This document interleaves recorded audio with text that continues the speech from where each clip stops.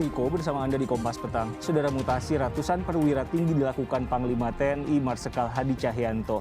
Salah satu jabatan yang beralih ke pemimpinan adalah Komandan Pusat Polisi Militer TNI. Setelah sebelumnya menaikkan pangkat 44 perwira tinggi pada pekan ini, Panglima TNI melakukan mutasi kepada 136 pati. Mutasi diputuskan lewat surat yang dikeluarkan Panglima TNI pada 19 Juli. Puspen TNI menyebut mutasi dan rotasi jabatan dalam rangka memenuhi kebutuhan organisasi dan pembinaan karir. Juga mengoptimalkan pelaksanaan tugas-tugas TNI yang semakin kompleks dan dinamis. Mutasi dilakukan saat jabatan Panglima tinggal beberapa bulan lagi yang akan berakhir November nanti. Anggota Komisi 1 DPR menilai memang ada penumpukan di level perwira menengah sehingga mutasi ini sebagai realisasi rencana Panglima TNI untuk menyelesaikan masalah itu. Namun anggota Komisi 1 DPR, Bobi Rizal, berharap adanya mutasi ini juga sebagai bentuk persiapan jika terjadi pergantian Panglima TNI. Kami menyimpulkan ini ya adalah penyegaran organisasi biasa saja karena adanya gerbong yang pensiun sehingga ada pemenuhan formasi untuk di TNI. Ya kami mengharapkan bahwa formasi ini bisa juga mungkin sebagai persiapan kiranya ada pergantian Panglima TNI di tahun ini dan ini juga bisa menjadikan solusi seperti yang sudah disampaikan Panglima pada kesempatan sebelum-sebelumnya. Bagaimana memaknai mutasi 136 perwira tinggi TNI di masa jelang pensiun Panglima TNI Marsikal Hadi Cahyanto? Saya bahas bersama analis Lab 45 Andi Wijoyanto dan anggota Komisi 1 DPR Effendi Simbolon. Bung Andi, Pak Effendi, selamat sore dengan Riko. Sehat? Selamat sore. Selamat sore. Ya, saya ke Bung Andi dulu. Bung Andi, ketika ada pergantian atau mutasi pati ini dihubungkan dengan pergantian Panglima TNI yang kalau terlihat sih nggak akan lama lagi. Kalau Anda melihat yang ini seperti apa?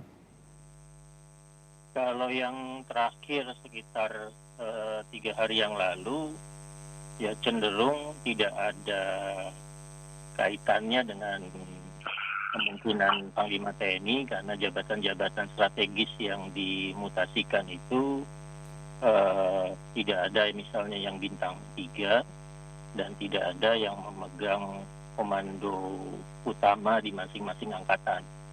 Ya, mutasi 2 atau 3 mutasi sebelumnya yang jauh lebih signifikan karena di dalamnya ada perpindahan Kostrat, ada pergantian Kasum, Ganiknya berubah menjadi kepala BNPB. Tapi kalau dilihat dari pola mutasi yang ada yang sudah puluhan kali dilakukan oleh Pak Hadi selama beliau menjabat, ya terlihat memang regenerasi kepemimpinannya sedang disiapkan sehingga nanti begitu Panglima TNI-nya dijabat oleh Angkatan 87 atau 88, maka Angkatan 89 sampai 91 itu sudah banyak yang memegang jabatan-jabatan strategis terutama di Kotama di masing-masing angkatan.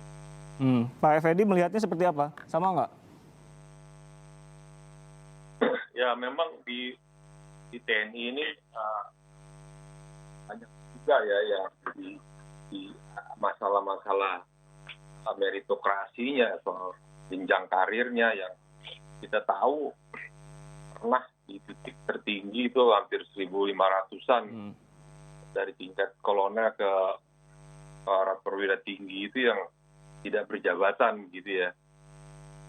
Jadi itu yang juga saya kira harus dibenahi juga TNI ke depan itu kan tidak harus ramping tetapi juga harus benar-benar tupoksinya itu memang pertahanan. Jadi, kayak sekarang ini kan ya oke lah karena pandemik kita geser dulu nih semua kekuatan ke masalah kemanusiaan, tetapi tidak boleh juga kita gitu untuk membangun pertahanan negara kita. Jadi jangan kemudian kita karena pandemi yang kita yakini ini kan ada masanya nanti. Ya kecuali memang kita pada akhirnya semuanya menjadi kiamat ya, itu soal lain ya. Tapi kalau ada masanya 2-3 tahun kemudian landai, nah kemudian TNI-nya sepertinya, mohon maaf ya, tidak tertata dengan baik, akhirnya kan yang terjadi hanya rutinitas struktur organisasi yang ini juga yang dikatakan ingin membenahi level menengahnya karena jabatan di level menengahnya banyak begitu. Tapi saya mau masuk ke Panglima TNI. Saya ingat Pak Effendi bilang di bulan Juni pertengahan nama calon Panglima TNI kayaknya akan diserahkan di bulan Juli sebelum DPR reses. Setelah lagi DPR reses. Sudah ada? Ya memang kita belum menerima ya.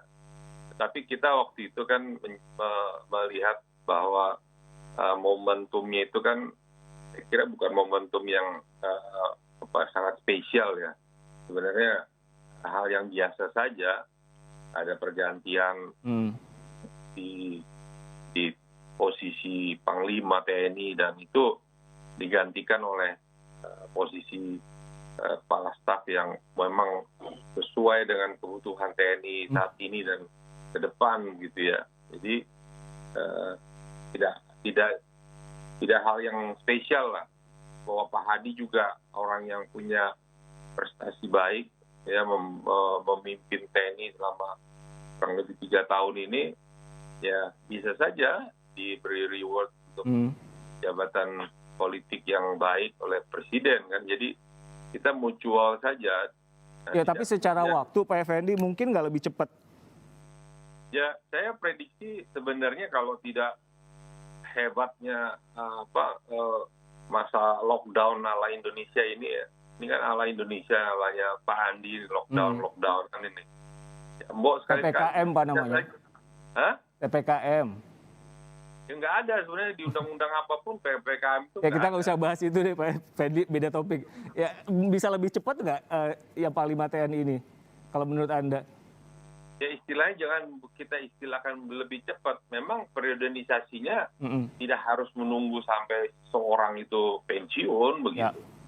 Itu kan di Indonesia aja model begitu. Tapi ya biasa aja. Kita lihat ada kebutuhan. Kita lihat coba. Menhan bergerak sepertinya sendiri. Tetapi kekuatannya kan ada di TNI. Nah, jadi pengguna TNI kan bukan Menhan. Pengguna TNI kan representasinya kan presiden representasikan Panglima TNI. Tetapi sepertinya nggak linier gitu, nggak sinkron antara apa yang kita membahasnya di 1 jam seperti ini nggak cukup lah. Saya kira panjang. Tapi saya tahu kayak preferensi Pak Effendi kemana. Saya mau ke Mas Andi. Mas Andi kalau ngelihat berpikir ala Pak Jokowi, apa sih yang menurut Anda sekarang dipertimbangkan? Kenapa belum diberikan nama ini ke DPR? Ya, kalau melihat dari waktunya kan Pak Jokowi bisa berpikir normatif normal saja, menunggu sampai Pak Hadi pensiun di akhir November 2021. Atau Pak Jokowi juga memperhitungkan kira-kira nanti kesibukan yang ada di DPR, di Komisi 1 DPR. Ketika Pak Effendi mengusulkan sebaiknya pergantian dilakukan di periode sebelumnya, ya sangat masuk akal. Karena kalau Pak Jokowi memasukkannya sekarang, DPR itu lagi sibuk-sibuknya untuk ngotak-ngatik nota keuangan, untuk nanti persiapan pembicaraan RAPBN dan seterusnya di masing-masing komisi. Jadi sebelumnya malah saya lihat ya beban kerja DPR-nya relatif ideal untuk melakukan itu. Ya tapi di luar itu kan ada juga masa pensiun 2 calon kandidat yang sering-sering disebut, itu juga ketika yang milih A masa jabatannya bisa jadi cuma 1 tahun, yang milih B 2 tahun, pendek juga. Iya, pada dasarnya untuk ketiga calon panglima dari masing-masing kepala staf itu ya relatif tidak ada yang ideal ya untuk menjadi panglima. Jadi presiden harus memilih, sama saja untuk saya, masa jabatan 1 atau 2 tahun untuk Panglima TNI itu relatif singkat. Ya Pak Hadi sendiri menjabat lebih dari 1.200 hari. Jadi lebih dari 3 tahun Pak Hadi menjabat. Nah, Panglima TNI yang baru, siapapun yang dipilih oleh Presiden, masa jabatannya akan kurang dari 750 hari, dan itu akan menjadi termasuk salah satu jabatan Panglima TNI yang singkat sejarah TNI kita. Paling tidak ada 2 nama yang sekarang diperbincangkan. Kita akan lihat bagaimana peluangnya. Tetap bersama kami, usai jeda.